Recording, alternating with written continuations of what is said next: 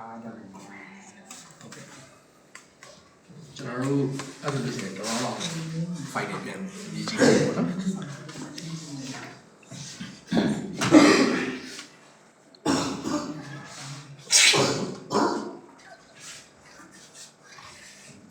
ကျွန်တော်ဒီ coffee ရဲ့ထူးခြားချက်ကကြတော့ကျွန်တော်စပြီးတော့ကြိတ်လိုက်တဲ့အချိန်ပါလေကမွေးရဲ့အနံ့ပေါ့နော်မွေးရဲ့အနံ့ပုံမှန်တာမန် coffee လိုမျိုးမတူဘူးသူ့မှာ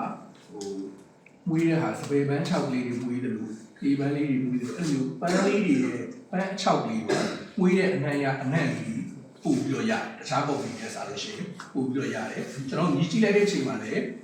ကျွန်တော်တို့တီးတောက်တဲ့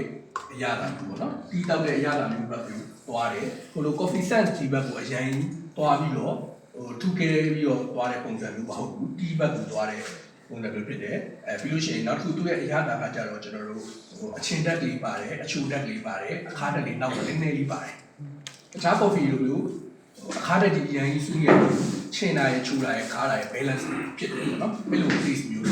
ရပါတယ်ပြန်ပြီးအဲ့ဒါကိုရလားအဲ့တစ်ခါကိုစပြီးရပါတယ်ပြီးကြည့်မယ်နော်ဟုတ်ကဲ့ပြန်ပြီးကြည့်လို့ရပါတယ်ဟောပါလေကြည့်လို့ရပါတယ်ဒီဘက်ထိတ်ဆုံးမှအတူတူပဲလားထိတ်ဆုံးမှဟုတ်ကဲ့ဒီဘက်ထိတ်ဆုံးမှပေါ့